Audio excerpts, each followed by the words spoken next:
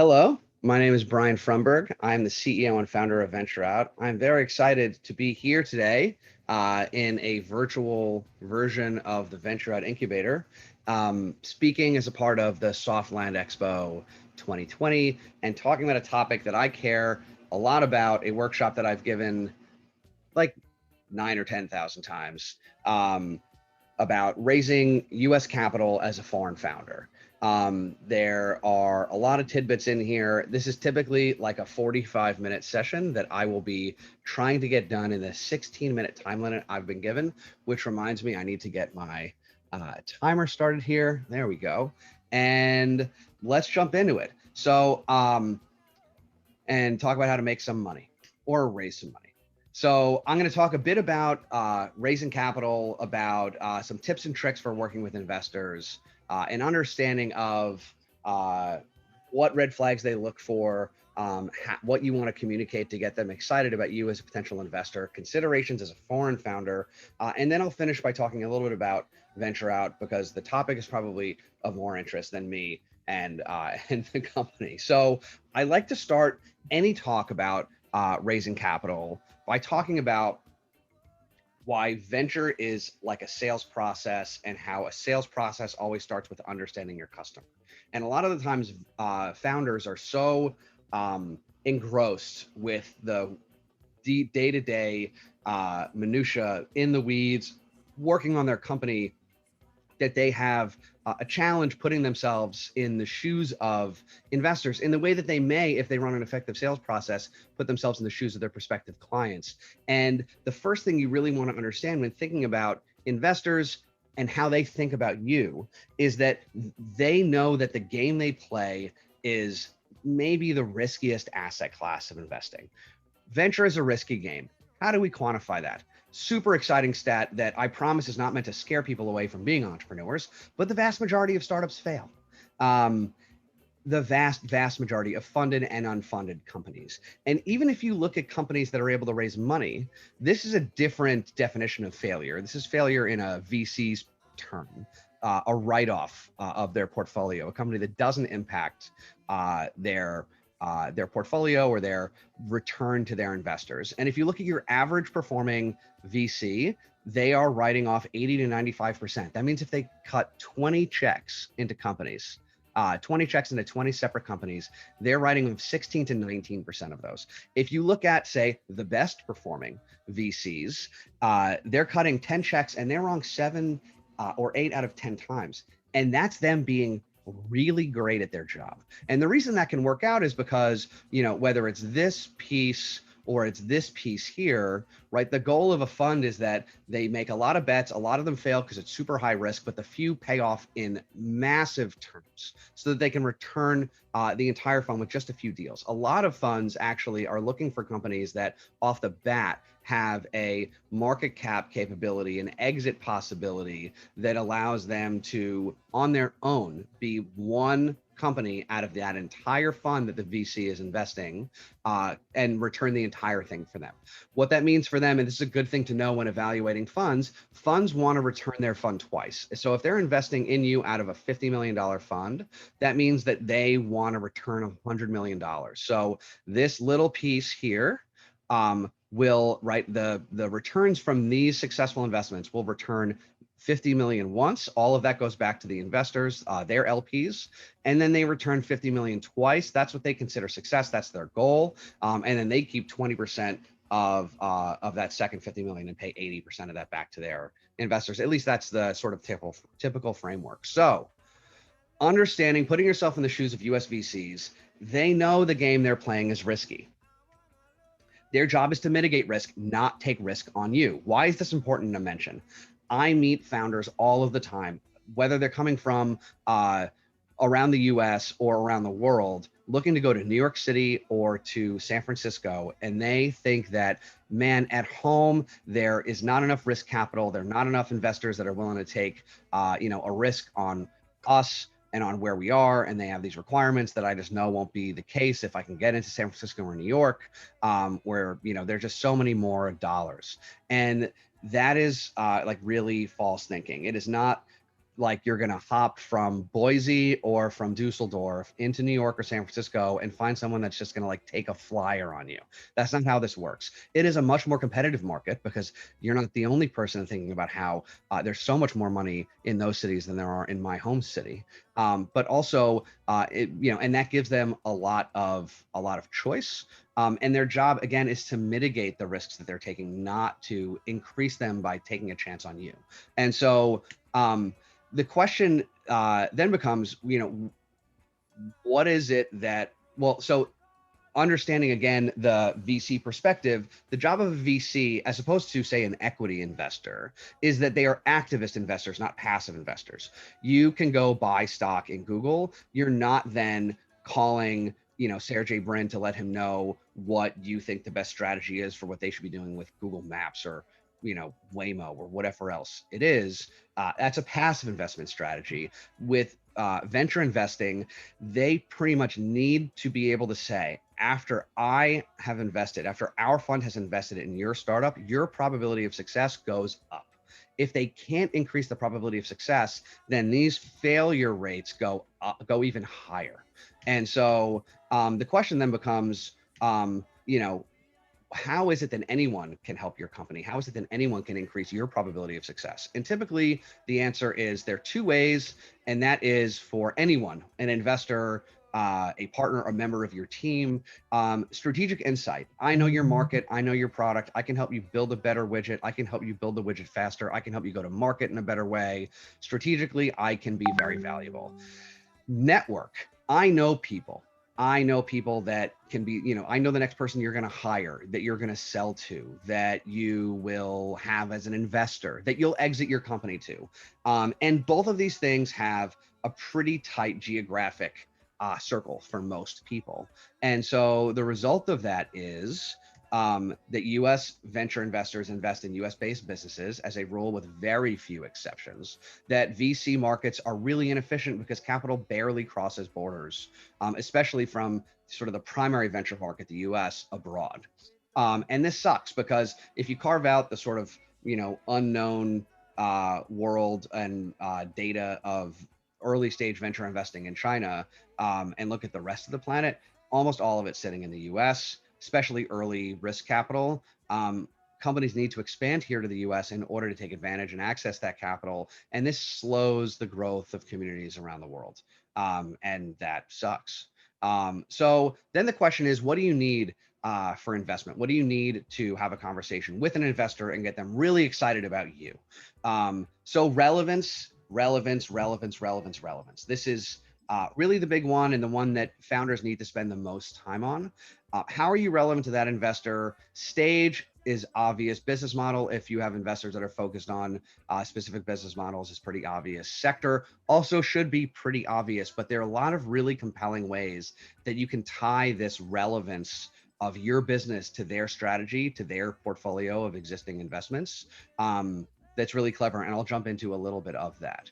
US presence, what does that mean? A founding equity holding member of your team is in the US office. They do not want to be playing telephone with some head of US or some salesperson you hired to run the US office that isn't really making decisions when it comes to who and how much and at what value your equity is being sold. So founding member of the team in the US. There are other reasons for that. I have an entire article on why hiring a salesperson is not a US expansion strategy. Just go to ventureoutny.com/blog and you'll see the post there.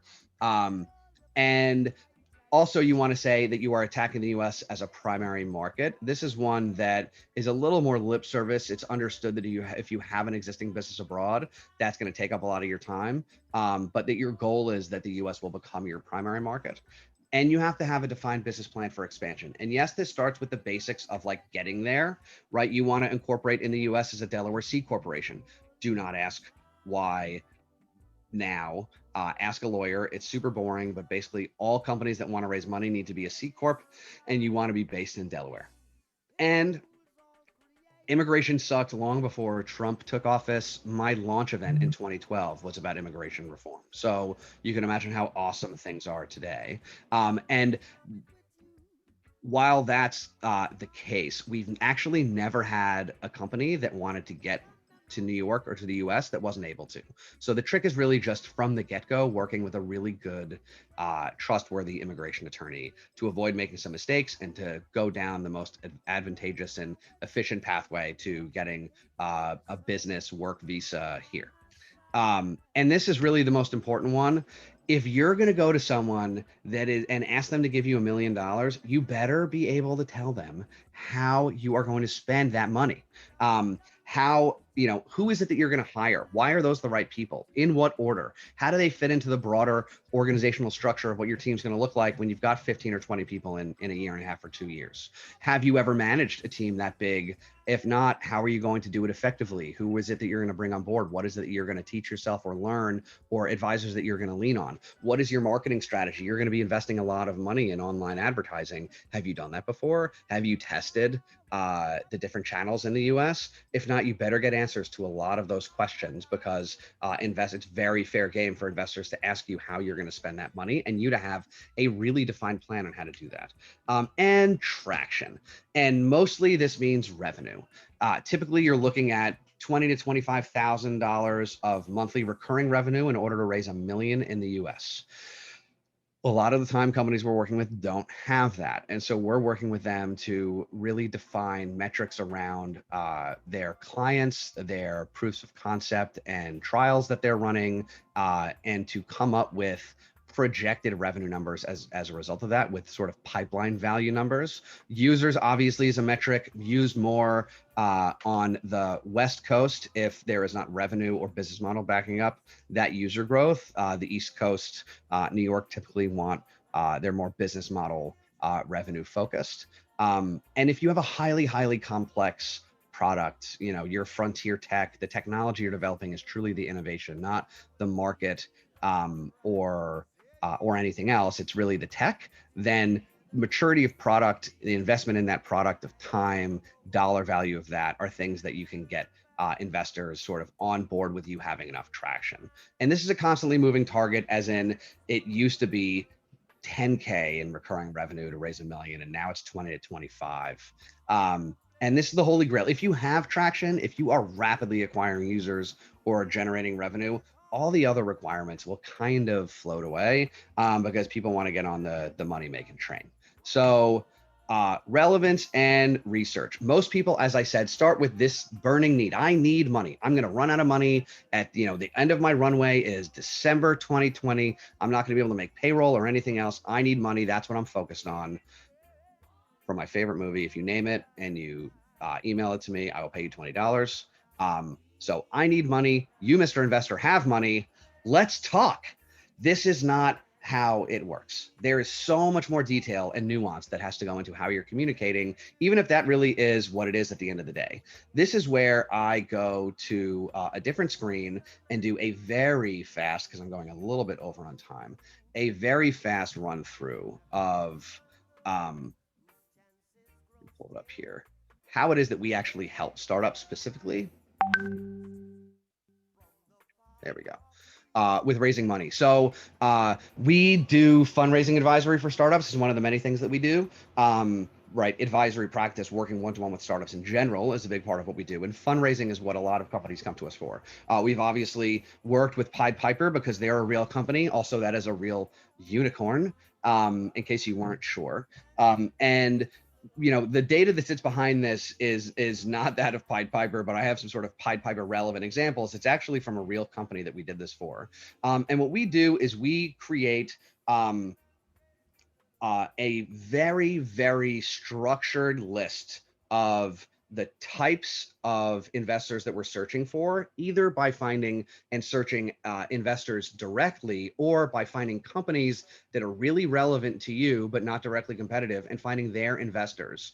And we find them by tagging industries that are direct, what we call direct industries. That means any investor that is tagged as relevant to animation here is relevant to this startup, any one of them. But there are other topics, like for them, hardware. Every hardware investor is not actually relevant to the company that we built this list for. But if hardware is paired with animation or children or toys, then we have sort of 2 points of relevance, and we know that that will be a relevant investor. For company searches, which you can see when the word here is company, we're again doing the same thing. We're searching for companies that have raised over $10 million, because then we know that that company has gone on to find some success. A $10 million raised typically means a $30 million valuation. And so the investors have seen, especially the early stage investors, have seen the ride that that company took, saw some of the challenges they faced in growing. That is what we call a very smart investor. So to jump into Crunchbase, all of these searches that are relevant, we actually save. And why is saving these searches awesome? This again is in Crunchbase. They are not sponsoring this presentation, but they are awesome and we use them all the time. It's because of this column additions here, which doesn't seem to want to be cooperating. So after you build this, you set how often you want it to update you. And when new investors, new companies meet this criteria, it will send you an email. So you can see how many additional entries have been added to these different searches after we created it. These are emails that are going to, you know, whoever's running your fundraising process, and you're saying, oh, wow, that is a relevant investor. Let me find their email address and load them into the email campaign that we send out to new potential investors. So again, this process is very much a cold outbound approach to investors that we're big believers in. Anyone that tells you you have to meet investors through direct intros are furthering the problems of inequality within venture and tech, because it is those underserved communities, whether it's minority communities or female founders, that have less connections in that space. And so they are immediately put at a disadvantage. And so cold outreach is a really important part of democratizing venture and startups, in my opinion, and we help companies with it all the time. And so to maybe look at one of these, you can see, you know, we're looking at investors in New York that are these types of investors. They've invested in at least 5 companies, right? That way we know they're active. They are active at seed and early stage, and they're focused on data mining, going back to the Pied Piper example. Again, we are looking at companies, investors that have invested in companies. Those companies have tagged themselves with the industry data mining, and that pulls up this list of investors. So we know that they're relevant if you're relevant as data mining. Another example is, I think I can actually go back here. Here we go. So this is actually a better search. So instead of searching industries, we search description. So in the description that a venture capital fund writes when they add their profile into Crunchbase, they put the terms big data. There are 13 companies. That means that they didn't just invest in some company that happened to tag themselves big data. That means that they wrote big data in their own description. They are really focused on big data. So if that's relevant to you, super tight tie. And then the last one is a company search. We are looking for companies that have raised over 10 million in the US, are active, does not include nonprofit, is better than does include for-profit, because a lot of companies actually don't list their company type. Again, does not include public or delisted, because a lot of the private companies don't actually even include this, and we want them included in this search. And going back to Pied Piper, compression. We're searching for the description, compression, and finding those companies. Player link is one that we pulled up and was relevant but not competitive to what it is that Pied Piper does. And here you can see their investors. Where is the list? Here we go, from the different stages. And we're actually big fans of SAS Capital and Rob Belcher, who is the man. And so, you know, all of these investors, especially these two at the earlier stage, are relevant to Pied Piper trying to raise a seed round. So that is like a really quick run through, you know, of the work we do. We build all this out into actual lists of contacts here. So you can see our top down investor research. This specific fund came up in 7 different searches that we ran. And so then the search count, this overlap, ends up becoming actually a relevant score for the investors. And it's a pretty complex topic. I am well over time, so I'm going to get back to that presentation and rush to the end. This is an example of doing that on a fund's website. Is it ever too early to be engaging with investors? The answer is a hard no. And the reason is because they are able to measure the value of the market you're attacking and evaluate the quality of the product, but they cannot foresee your ability to successfully execute on the plan. And so the team is the biggest risk. You are the biggest risk. Also, they're typically waiting 6 to 12 months from when they first meet a founder to when they actually cut a check. And the reason is because I jumped the gun on myself here. You, don't be offended, are the biggest risk. And so they want to take time to get to know you. And so it's really important for you to actually be impressing them at every stage and every point of interaction with the investor.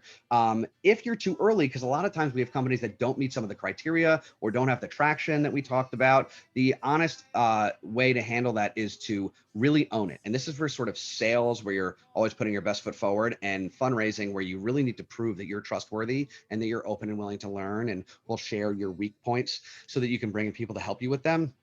This is a good example. Hey, Jane, the investor, I know we're too early, but you're such a perfect fit because you invested in this company and that company, and they really overlap with us so well. You obviously have experience and connections in the space. You'd be perfect for us. And so even though we're not relevant to you right now, we will be in the future, and I'd love to keep you up to date.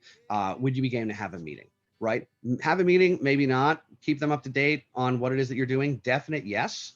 And that's how you want to be engaging if you're too early. And how to keep them up to date is something we call the investor prospecting newsletter, which I am happy to explain. If this deck is shared, we take basically an actual investor update, and sort of strip a lot of the detail out of it and make it a more general investor prospecting update. And what this really helps to do is when you're sharing metrics, you're meeting them at this point and then showing them newsletter 1, newsletter 2, newsletter 3. You're really showing that you're growing the company and you're de-risking their view of you as an operator, and creating a better chance that they view you positively and will end up making an investment. So it helps you stand out from the crowd. You end up getting strangers to help you because these are prospective investors that you actually end up asking for introductions to different people, and people love to help, and they do. And it mitigates your perceived risk. That's a link to that.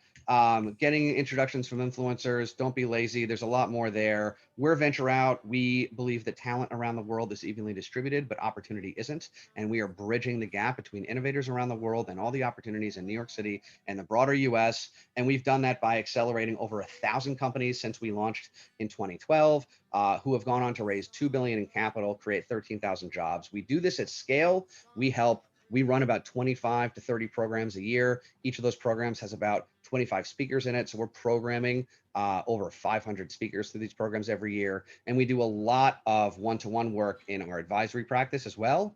The actual accelerator programs that we run are 2 days to 1 week intensives built around a sector or a specific country of focus. You can find them on our website. We run 3-month accelerators, which we do virtually, and we do them one-to-one around individual businesses. So if you're interested, please let us know. And we also do one-to-one advisory from sales to marketing to messaging and pitching, US expansion, fundraising, and the rest. Again, my name is Brian Frumberg. See you later. Thanks for listening. Bye.